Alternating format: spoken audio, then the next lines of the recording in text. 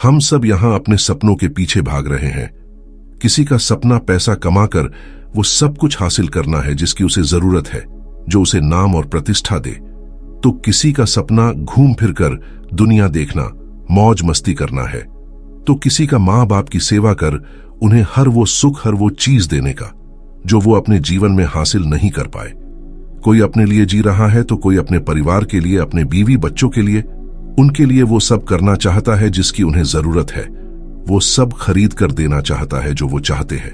और हम सब अपने इन्हीं सपनों को पूरा करने के लिए अपने अपने ढंग से प्रयास भी कर रहे होते हैं। पर दिक्कत कहां आती है? दिक्कत जब आती है जब हम किसी साधु महाराज, किसी बौद्ध गुरु या अन्य किसी सिद्ध पुरुष की बातें सुनते हैं, क्योंकि वो तो बताते हैं मनुष्य यहां फंसा हुआ है, उसका यहां अपना कोई नहीं है और उसे ये जन्म इस जीवन मरण से छुटकारा पाने के लिए मिला है। मनुष्य को सब मोह माया छोड़कर सिर्फ आध्यात्मिक मार्ग पर चलना चाहिए। उसे सब सांसारिक सुख और इच्छा त्याग कर सिर्फ और सिर्फ ईश्वर की कामना करनी चाहिए। तभी उसे मोक्ष की प्राप्ति होगी और इस माया जाल से मुक्ति मिलेगी। तो दोस्तों, क्या हमें भी ऐसा ही करना चाहिए? अपने सभी सपनों और अपनों को छोड़कर बस मुक्ति और मोक्ष के मार्ग पर निकल जाना चाहिए। पर मेरे दोस्त, ऐसा नहीं है। हमें सिर्फ आधा सच ही पता है।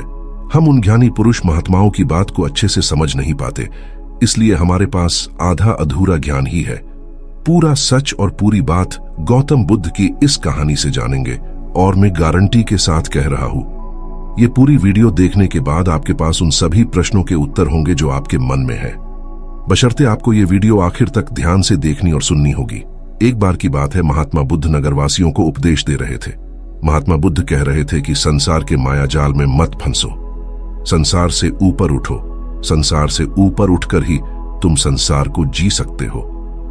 संसार में जो फंस गया, जिसने अपनी बुद्धि का इस्तेमाल नहीं किया, वह व्यक्ति जो समय पर अच्छे कर्म नहीं करता और बुरे कामों में जुट जाता है, वह आने वाले समय में बड़े दुखों का सामना कर सकता है, क्योंकि उसके बुरे कर्म ही उसके दुखों का कारण बनेंगे।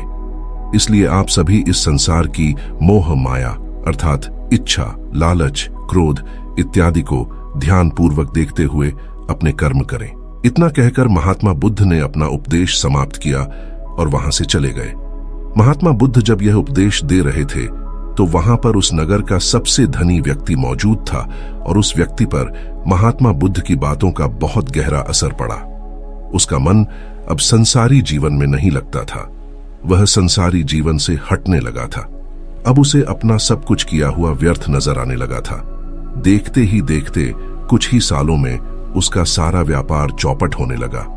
उस धनी व्यापारी के परिवार के सभी सदस्य उसे इस तरह से देखकर बहुत चिंतित रहने लगे थे और जब भी कोई उससे बात करने की कोशिश करता तो वह धनी व्यापारी एक ही बात कहता, ये धन दौलत तो सब बेकार की चीजें हैं, ये सब तो मोह माया है, सब बेकार है।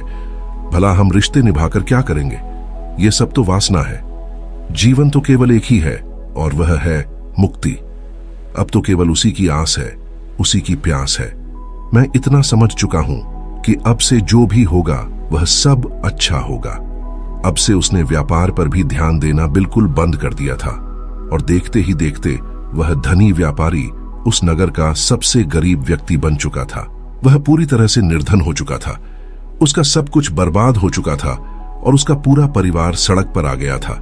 एक दिन जब उसके घर में खाने के लिए कुछ नहीं बचा तो उसने अपने आप से कहा, यह मैंने क्या कर दिया? सब कुछ तो बहुत अच्छा चल रहा था, लेकिन मैंने अपने हाथों ही सब कुछ बर्बाद कर दिया। आज मेरे परिवार का हर एक सदस्य भूखा है। उनके पास खाने के लिए कुछ नहीं और मैं उनके लिए कुछ नहीं कर पा रहा। वो यह सब सोच ही रहा था कि तभी उसे याद आया कि उसने महात्मा बुद्ध की बातों में आकर अपना जीवन बर्बाद कर लिया। न तो उसे मुक्ति मिली और न ही धन। वह सोच रहा था, मैं तो कहीं का नहीं रहा। थोड़े थोड़े भोजन के लिए भी आज मुझे रोज मरना पड़ता है। हर रोज मुझे मेहनत करनी पड़ती है, तब जाकर मेरे परिवार को 2 वक्त की रोटी मिल पाती है। अपने परिवार की इस तरह से बुरी हालत देखकर उससे रहा नहीं गया। वह बहुत चिंतित रहने लगा था। वह बहुत परेशान हो चुका था। एक दिन वह अपने घर से भाग गया। रास्ते में जब वह आगे बढ़ रहा था तब उसके मन में ख्याल आया कि वह कहां जाएगा, किससे मदद मांगेगा, आखिर अब उसका साथ कौन देगा। तभी उसे याद आया कि उसे महात्मा बुद्ध के पास ही जाना चाहिए, क्योंकि बुद्ध के कारण ही आज उसकी यह हालत है। उसके हालात के जिम्मेदार तो वही है। मैं तो सीधा सीधा अपने मार्ग पर जा रहा था, लगातार अपने व्यापार में उन्नति कर रहा था, लेकिन जब से मैंने उनकी बातें सुनी तब से मेरा मन विचलित हो गया। मुझे समझ नहीं आया कि मैं जो जीवन जी रहा हूं क्या वह सत्य है या फिर वह जो जीवन जी रहे वह सत्य है। उनकी चिकनी चुपड़ी बातों में आकर मैंने अपना सब कुछ बर्बाद कर दिया। मेरे हालात के जिम्मेदार तो वही हैं, इसलिए मुझे उनके पास ही जाना चाहिए। अपने मन में क्रोध लिए 2 दिनों की लंबी यात्रा करके महात्मा बुद्ध के पास पहुंचा और क्रोध में आकर महात्मा बुद्ध से कहता है, हे बुद्ध, आपको कोई ज्ञान नहीं, न ही आपने सत्य की प्राप्ति की है। आप तो केवल भोले भाले लोगों को फंसाना जानते हैं, अपनी चिकनी चुपड़ी बातों में उन्हें बहलाना जानते हैं। आप लोगों के सीधेपन का फायदा उठाकर अपनी प्रसिद्धि और अपनी प्रशंसा करवाते हैं। आप हमें ऐसे सपने दिखाते हैं जो कभी पूरे नहीं हो सकते। मैं भी ऐसा ही एक सीधा सादा व्यक्ति था और मैं उस नगर का सबसे बड़ा धनी व्यक्ति था। आपसे मिलने से पहले सब कुछ ठीक चल रहा था। मेरे पास धन की कोई कमी नहीं थी, सारे ऐशो आराम थे, सारी सुख सुविधाएं थीं। लेकिन जब से मैंने आपका उपदेश सुना, मैं आपसे इतना प्रभावित हो गया कि मैंने आपकी बातों को ही मानना शुरू कर दिया और वह सारी चीजें छोड़ दी जो मुझे संसारी जीवन से जोड़ती थीं। अर्थात संसार की सारी मोहमाया मैंने त्याग दी और आज देखिए, आपकी वजह से मेरा पूरा परिवार भिखारी बन चुका है। वह छोटी सी कुटिया में रहता है, यहां तक कि रोज के खाने के लिए भी हमें तिल तिल मरना पड़ता है। आपकी वजह से मैं पूरी तरह से बर्बाद हो चुका हूं। उस व्यक्ति के इतना कहने के बाद महात्मा बुद्ध शांति से मुस्कुराते हुए उस व्यक्ति से कहते हैं, आखिर तुम्हारे साथ क्या हुआ है और तुमने मेरी बातों का क्या मतलब निकाला। इस पर वह व्यक्ति महात्मा बुद्ध को सारी बातें बता देता है। आप कहते हैं कि धन दौलत की इच्छा करना, कामना करना गलत है। आप संसारिक जीवन को बुरा कहते हैं और खुद इस संसार में आकर भिक्षा मांगते हैं। आप आध्यात्मिक जीवन को अच्छा बताते हैं, किंतु मेरा एक प्रश्न है, इस आध्यात्मिक जीवन से हमें क्या मिलता है? इससे हमें क्या लाभ? आपने कहा था कि हमें आध्यात्मिक जीवन से सुख प्राप्त होता है, लेकिन मैंने तो जब से आध्यात्मिक जीवन अपनाया है तब से मुझे केवल दुख ही दुख मिला है। यहां तक कि मेरे पास जो कुछ भी था वह भी सब मैं खो बैठा हूं। आप लोगों को झूठा सुख दिखाकर उन्हें अंधकार में धकेल देते हैं। क्या यह वास्तविकता नहीं है? इस पर महात्मा बुद्ध मुस्कुराते हुए उस व्यक्ति से कहते हैं, बेटा, तुम बहुत दूर से आए हो, अभी तुम विश्राम करो, रात को आकर मैं तुम्हें तुम्हारे सभी प्रश्नों का जवाब दे दूंगा। पहले तो उस व्यक्ति ने इनकार किया, लेकिन महात्मा बुद्ध के आग्रह पर वह व्यक्ति महात्मा बुद्ध की बात मान गया और आश्रम में जाकर विश्राम करने लगा। रात्रि के बाद महात्मा बुद्ध उस व्यक्ति के पास आए और कहा, बेटा, मैंने एक व्यक्ति की बात सुनी। वह कह रहा था कि एक हाथी हवा में उड़ रहा था और वह अपने पर तेजी से मारता हुआ हवा में चला जा रहा था। उसने तो यह भी देखा कि एक बड़ी मछली अपने पैरों से जमीन पर चल रही थी और एक कुत्ता समुद्र की गहराइयों में सांस ले रहा था। इतना कहकर महात्मा बुद्ध शांत हो गए। वह व्यक्ति महात्मा बुद्ध की सारी बातें सुनकर महात्मा बुद्ध से कहता है, हे तथागत, उसके आगे क्या हुआ? आखिर आप चुप क्यों हो गए? तभी महात्मा बुद्ध उस व्यक्ति को समझाते हुए कहते हैं, बेटा, क्या तुम्हें लगता है कि ऐसा वास्तव में हो सकता है? इस पर व्यक्ति जवाब देते हुए कहता है, बुद्ध, अगर आप कह रहे हैं तो यह अवश्य ही सच होगा, क्योंकि आप इतने बड़े ज्ञानी हैं। आपने सत्य की प्राप्ति की है तो आपके मुख से निकला हुआ हर एक शब्द तो सत्य ही होगा।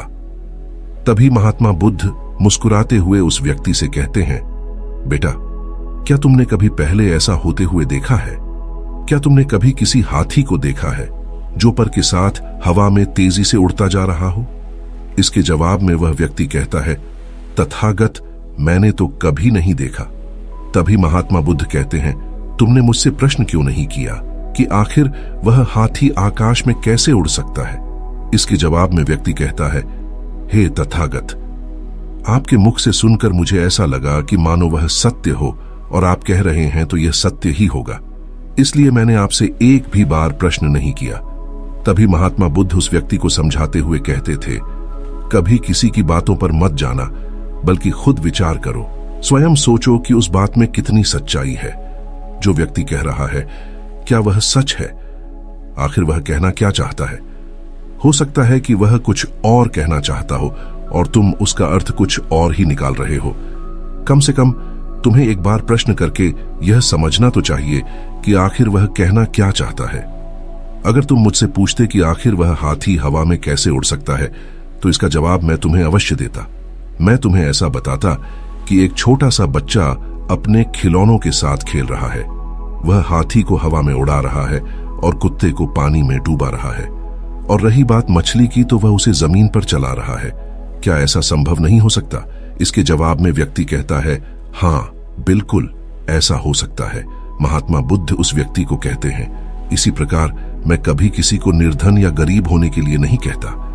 निर्धनता या गरीबी तुम्हारे विकास में बाधक बन जाती है, जिससे तुम और कुछ नहीं सोच पाते, न ही कुछ समझ पाते हो। इन भिक्षुओं को देखो, जब इन्हें भोजन की आवश्यकता होती है तो यह भिक्षा मांगने के लिए निकल पड़ते हैं। लेकिन यह भिक्षा कहां से आती है? इसके जवाब में व्यक्ति कहता है, हे तथागत, हर कोई रोज मेहनत करता है ताकि उसके परिवार का पालन पोषण हो सके, और जो वह मेहनत करता है उसके बदले में उसे कुछ पैसे मिलते हैं। उन पैसों से भोजन खरीदता है और वही भोजन वह आपको भी सौंपता है और वहीं से भिक्षा आती है। तभी महात्मा बुद्ध उस व्यक्ति से एक और प्रश्न करते हैं, बेटा यह बात तो सत्य है, लेकिन तुम क्या मुझे यह बता सकते हो कि आखिर यह धन कहां से आता है? इसका जवाब देते हुए व्यक्ति कहता है, हे तथागत, धन तो सभी लोग अर्जित करते हैं, सभी कमाते हैं।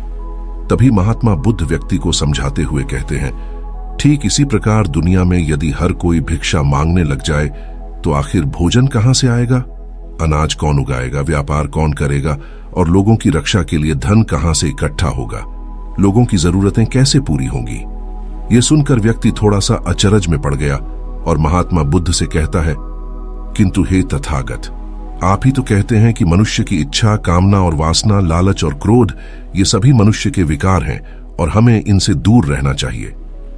तभी वह आत्मज्ञानी कहलाता है। तभी महात्मा बुद्ध कहते हैं, बेटा मैं तो अभी भी यही कह रहा हूं कि मनुष्य को इन सब चीजों से दूर रहना चाहिए। इस पर व्यक्ति महात्मा बुद्ध की बात काटते हुए कहता है, हे तथागत, पर दुनिया तो इसी पर चल रही है। इसके बिना भला यह संसार कैसे चल सकता है? हर किसी को पैसों की जरूरत है। बिना पैसों के वह अपने परिवार को नहीं चला सकता। वह अपने परिवार का पालन पोषण नहीं कर सकता। वह अपने परिवार के लिए भोजन नहीं ला सकता, और यदि वह पैसे नहीं कमाएगा तो वह भूखा मर जाएगा। तभी महात्मा बुद्ध कहते हैं, बेटा ये संसार इन चीजों से नहीं चल रहा, इन चीजों से बिगड़ रहा है। इस पर व्यक्ति कहता है, हे तथागत, आखिर आप क्या कहना चाहते हैं? मैं आपकी बात समझ नहीं पा रहा। संसार में इच्छा, कामना, वासना और क्रोध ही तो है, और जब हम इनका त्याग कर देते हैं तब हम आध्यात्म के मार्ग की ओर आगे बढ़ते हैं, अर्थात मुक्ति के मार्ग पर, यानी कि हम सन्यासी के मार्ग पर चलते हैं। इस पर महात्मा बुद्ध जवाब देते हुए कहते हैं, बेटा तुमने जो कुछ कहा वह भी एक बहुत बड़ा सत्य है। इच्छा, कामना, वासना और क्रोध ऐसे ही बुरी भावनाओं को छोड़ देने से हम संसार छोड़कर सन्यासी हो जाते हैं, और इन्हीं सभी चीजों को छोड़कर भी हम संसार में जी सकते हैं, धन कमा सकते हैं, मान, पद, प्रतिष्ठा और सम्मान कमा सकते हैं, क्योंकि हम सब अपना कर्म ही तो कर रहे हैं। एक किसान खेती करता है, पर वह अपनी खेती बिना बुरी भावनाओं के भी कर सकता है। एक व्यापारी व्यापार करता है और इस व्यापार में चीजों को यहां से वहां पहुंचाना होता है, और वह व्यापारी इन चीजों को बिना बुरी भावना के भी तो कर सकता है। ठीक उसी प्रकार एक राजा भी अपनी प्रजा की रक्षा करता है, और वह भी अपने कर्म बिना किसी बुरी भावना के कर सकता है। इसी प्रकार एक भिक्षु इन सभी लोगों को सही प्रकार और सही कार्य करने के लिए मार्गदर्शन करते हैं, जो उस भिक्षु का कर्म है, जो उसका कार्य है। और जो व्यक्ति जागृत होकर अपने कर्मों का सही पालन करता है, वास्तविकता में वही सन्यासी है, वही भिक्षु है। क्योंकि हम जो भी कर्म कर रहे हैं वह हमारा इस संसार में रहने के लिए, जीवित होने के लिए, जीवन जीने के लिए केवल एक माध्यम मात्र ही है। उसे छोड़कर हम कुछ भी नहीं पा सकते, और हमारे सभी कर्म करते हुए हमारा मुख्य उद्देश्य जागृत होना है, खुद को पहचानना है, खुद को जानना है। एक बार यदि हमारे भीतर ज्ञान का उदय हो गया, तब हम चाहे जो भी करें, वह फिर संसारी हो या सन्यासी, सब एक ही होते हैं। इस पर व्यक्ति महात्मा बुद्ध से कहता है, हे बुद्ध, किंतु मैंने तो देखा है कि आप अपने संघ में उन लोगों को भी शामिल कर लेते हैं जो लोग अपने परिवार को छोड़कर आए, अपने माता पिता को छोड़कर आए हैं, अपने बीवी बच्चों को छोड़कर आए हैं। क्या आप उनसे कभी यह कहते हैं कि जाकर अपनी जिम्मेदारियां पूरी करो, जाओ अपनी जिम्मेदारियां संभालो और धन कमाओ और वहीं पर रहकर तुम आत्मज्ञान प्राप्त करो? उस व्यक्ति के प्रश्न का जवाब देते हुए महात्मा बुद्ध कहते हैं, क्या तुम हाथी को हवा में उड़ा सकते हो? इसके जवाब में वह व्यक्ति कहता है, नहीं, मैं नहीं उड़ा सकता। तभी महात्मा बुद्ध कहते हैं, केवल एक बच्चा ही हाथी को हवा में उड़ा सकता है। ठीक उसी प्रकार जिस व्यक्ति को जो बनना है वह तो वह बनकर ही रहेगा। जैसे किसी व्यक्ति को राजा बनना है तो वह राजा बनेगा, किसी व्यक्ति को व्यापारी बनना है तो वह व्यापारी बनेगा। ठीक इसी प्रकार यदि किसी व्यक्ति को आत्मज्ञान की प्राप्ति करनी है तो उसे सब कुछ तो त्यागना ही होगा। आगे महात्मा बुद्ध उस व्यक्ति से कहते हैं, बेटा, तुम क्या सोचकर सब कुछ छोड़कर आत्मज्ञान के मार्ग पर आगे बढ़ रहे थे कि इस रास्ते पर चलकर जीवन आसान हो जाएगा, जो होगा सब अच्छा होगा, सब कुछ अपने आप ही मिलने लगेगा, मुझे तो कुछ करने की आवश्यकता ही नहीं पड़ेगी, सारे दुख दर्द सब कुछ समाप्त हो जाएगा और जीवन में चमत्कार होने लगेगा और अंत में मुक्ति भी मिल जाएगी। महात्मा बुद्ध की यह बात सुनकर उस व्यक्ति को अपनी गलती का एहसास हो गया और वह व्यक्ति महात्मा बुद्ध के चरणों में गिर पड़ा और कहने लगा, हे तथागत, आप सत्य कहते हैं। मैंने तो कुछ ऐसा ही सोचा था, क्योंकि मेरा व्यापार सही नहीं चल रहा था तो मुझे लगा कि सब कुछ छोड़कर सब मिल जाएगा, मुझे कुछ करने की आवश्यकता ही नहीं पड़ेगी और मेरे सारे दुख दर्द हमेशा हमेशा के लिए खत्म हो जाएंगे और मैं आत्मज्ञान भी प्राप्त कर पाऊंगा। तभी महात्मा बुद्ध उस व्यक्ति से कहते हैं, बेटा, भिक्षु हो जाना कोई आसान बात नहीं है, इसके लिए सब कुछ त्यागना पड़ता है। एक एक चीज जिसे तुम बहुत प्रेम करते हो वह सारी चीजें तुमसे एक एक करके दूर हो जाती हैं। तो क्या तुम भिक्षु बनने के लिए तैयार हो? क्या तुम सब कुछ छोड़कर आध्यात्म के मार्ग में आगे बढ़ना चाहते हो?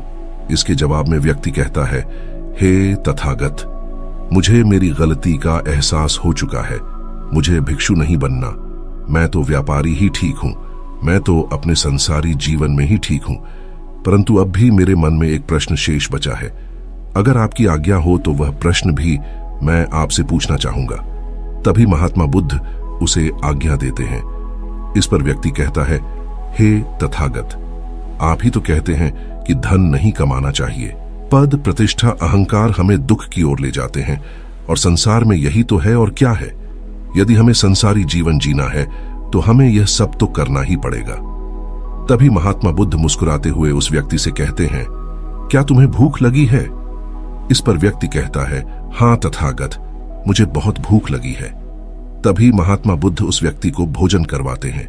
उसे भरपेट भोजन खिलाने के बाद महात्मा बुद्ध उस व्यक्ति से कहते हैं, लो और खाओ, यह सब तुम्हारे लिए ही है।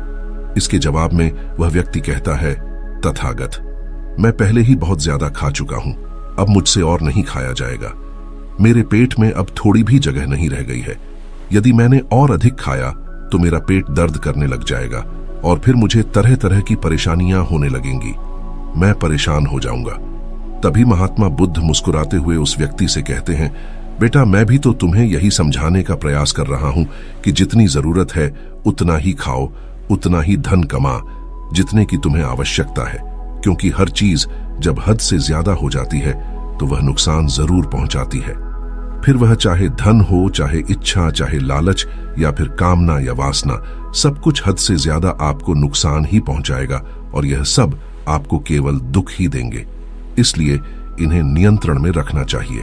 जितने की हमें आवश्यकता है उतना ही हमें चाहिए और जब आप इसे नियंत्रण में रखते हैं तो यह कभी आपको दुख नहीं दे पाएगा, आप हमेशा सुखी रहोगे।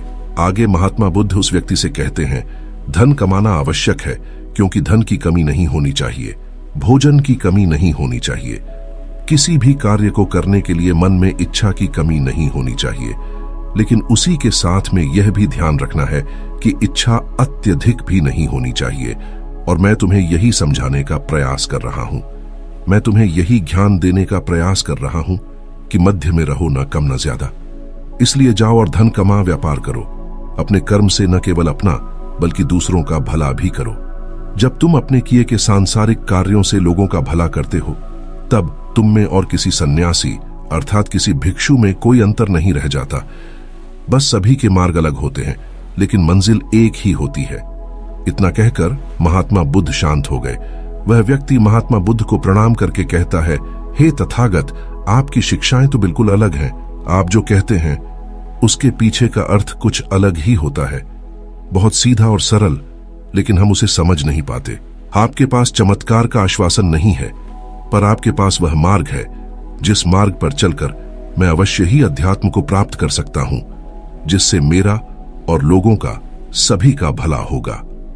हे तथागत, यह मेरी ही गलती थी कि मैंने आपकी बातों का गलत मतलब निकाला और एक व्यापारी होकर भी मैंने अपने कर्म को छोड़ दिया और यह सोचने लगा कि अब अपने आप ही सब कुछ होगा, सब कुछ अच्छा ही होगा। लेकिन यह सत्य है कि अपने आप कुछ नहीं होता। जब हम हाथ पैर चलाएंगे, काम करेंगे, कर्म करेंगे, तभी हमें फल मिलेगा। जब हम हाथ पैर मारना छोड़ देते हैं तो नदी का बहाव हमें अपने साथ बहाकर ले चला जाता है और तब हमारे हाथों में कुछ नहीं रह जाता, और यही मेरे साथ भी हुआ है। हे तथागत, आज से मैं आपको वचन देता हूं कि मैं अपना कर्म पूरी ईमानदारी के साथ करूंगा। आपके दिए हुए मार्ग पर मैं पूरी ईमानदारी से चलूंगा। मैं आपको वचन देता हूं कि मैं एक अच्छा व्यापारी और एक अच्छा इंसान बनकर रहूंगा। मैं आत्मज्ञान के मार्ग पर अपने कर्म करते हुए आगे बढ़ता रहूंगा। इतना कहकर वह व्यक्ति महात्मा बुद्ध को प्रणाम करके वहां से लौट गया। दोस्तों, हमारे साथ भी कुछ ऐसा ही होता है। जब हम किसी सिद्ध पुरुष की बातें सुनते हैं तो हमें लगता है कि संसारी जीवन व्यर्थ है और हमने जो कुछ भी आज तक कमाया है, जो कुछ भी आज तक कर्म किए हैं, वह सब व्यर्थ है। दुनियादारी की सारी बातें बेकार हैं।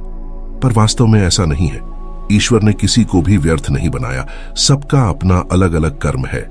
सन्यासी का कर्म लोगों को सही रास्ता दिखाना है, तो हमारा कर्म है उस रास्ते पर चलकर अपने कर्म को जारी रखना। और ये सब हम अपने दैनिक जीवन क्रिया को करते हुए भी कर सकते हैं। आशा है आपके सभी सवालों का जवाब आपको मिल गया होगा। वीडियो कैसी लगी कमेंट करके अपनी राय जरूर बताएं। धन्यवाद।